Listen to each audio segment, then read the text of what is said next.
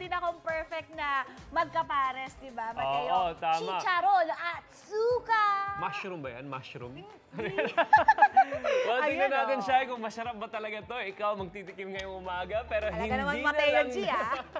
Sabi nga nila, hindi lang daw suka ang pwede daw isaw-saw dyan. Pwede na rin isaw-saw yan sa chocolate. Ha? What? Kaya Guys, dyan ngayong umaga, susubukan ni Shaira. Come on, Shai, let's Shaira. Ako tuloy ang Shaira, alay. Hindi kasi Shaira. kumakain si Mateo G tuwing umaga. So, ako ang alay. Pero grabe, sobrang kakaiba to. Ngayon lang ako nakita ng ganito kaya. Sa laki ng, ang malaki ng chicharon, may barcode pa nga. Tingnan mo, may barcode Oh, siya. ano ba? Sige, Halika na, isusaw na natin. Oh. Ayan, wow! tabi. Okay, Shai. Oh my gosh, parang fresh I-roll from mo, ganyan. Yan. Ayan, Yan, okay. 1, 2, ready? Wah! Oh, Styro or marshmallow o ano? hindi ko alam. Dried Wait lang. mango? Malaking dried mango pala to, no? Well, paano kaya niluluto itong giant chicharon na yan? Alamin po natin, lahat ng mga tao tinatanong yan. Yan, si Food Explorer natin, Chef JR. Magandang umaga. Oh my Masarap ba God. din dyan yung chicharon, Chef? Damit ko na lagyan, Mateo. A blessed morning! A blessed morning sa inyo dyan! A blessed morning mga kapuso! At yes, talaga naman, kita nyo naman si Shaira at si Brother Maten, mag-enjoy. Dahil nga ang food adventure natin this morning is higante sa laki. And ganito lang naman, yung pinakita nila dyan, parang medium size lang yan eh. Yung sa atin ngayon dito, parang mas malaki doon sa hawak ni Shaira. Dahil napasugod tayo dito sa Giginto, Bulacan, kung saan nga, talaga namang interesting yung ating food adventure dahil nga, tingnan nyo naman, ang laki at saka itsura pa lang talaga namang nakaka-excite na. And of course, alam ko na curious din kayo, bukod dun sa excitement na nadadama natin dahil nga sa malaki nating chicharon, kausapin natin yung expert at saka yung talaga namang magaling tagapagmana ng 50-year-old recipe na ito. Kasama natin this morning, si Sir Joseph. Sir, a blessed morning. Good morning, good morning. Sir, kita naman natin yung quality, ang ganda. Presentation, I mean, for food kasi kadalasan yung wow factor dapat makuha mo kagad. And pag ganito kalaki yung chicharon mo, talaga naman winner na winner. Sir, ano po bang sikreto sa ganito klaseng kalaking chicharon?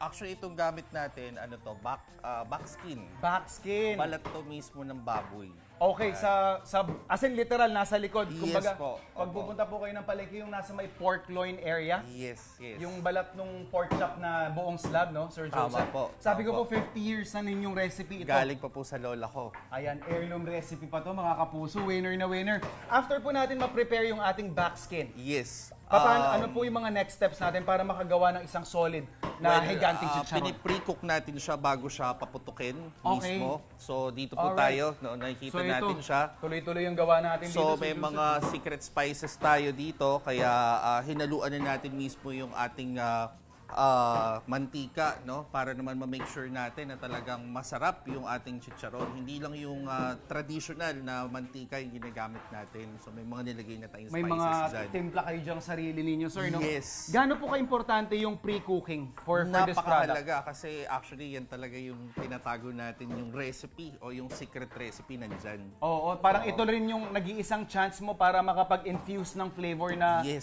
sariling inyo po, ano? Yes, yes. Alright. Tapos, sir, paano naman yung next step? After nyan, may... Actually, ililipat na natin siya dito. Ito medyo mainit talaga. Approximately mga nasa 500 degrees. mainit yun, grabe. Oo, So, ito yung giant natin ngayon. so makikita natin, ito po yung original size niyan, mga kapuso.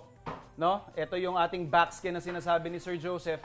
So, ito ay ilulubog na natin sa 500 degrees na mantika. Okay, yan, papakita sa atin ni Sir, oh.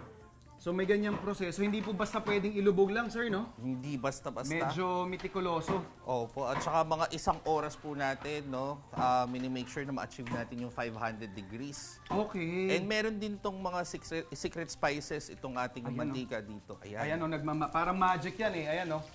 So, kailangan two-man game pala to, Sir Joseph, Yes, ano? yes. Hindi pwedeng isa lang kasi nga kapag hindi mo hinawakan yung isang dulo, kukulubot. Kukulubot siya. Okay. Sir, mga nakakailang piraso po kayo ng gantong order per day? Sa giant natin, usually average tayo ng mga 10. Kalakasan, nagte-20 rin tayo per day. Bakit So, po, Juan?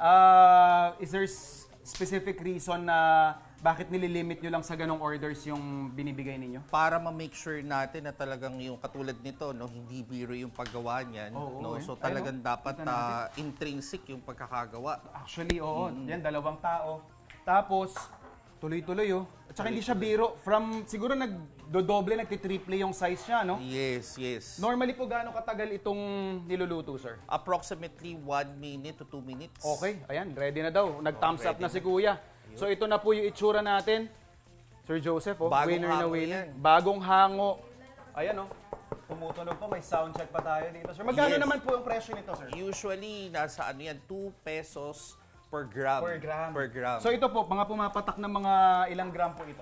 Mga nasa 250 to 300 yan. So, it's about 500 to 600 pesos. Alright. Yes. Sir Joseph, syempre, ito nakakatuwa na.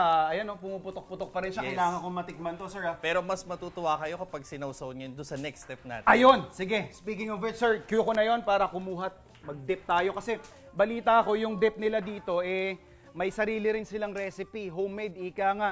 At yung nakikita natin kanina, pinaka-interesting dito, bukod dun sa size nung ating chicharon, is yung kanilang mga dipping options. May mga vinegar tayo dyan, may sarili silang barbecue sauce. And I think ito yung pinaka-unique sa lahat. Ito, makikita nyo mga kapuso, yung ating chocolate. Ayan.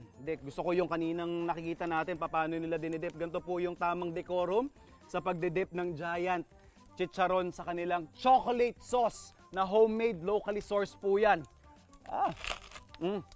My God. Parang, grabe naman. Ang masarap sa kanya kasi nagbabalance yung tamis tsaka yung alat. Winner na winner with texture, mga kapuso. Ganyan lang naman ka-solid yung ating mga food adventure, ha? Kita nyo. So mga higante, mga solid, mga legendary na food adventure, lagi kayong tumutok sa inyong pambansang morning show kung saan laging una ka, ha? Unang hirit!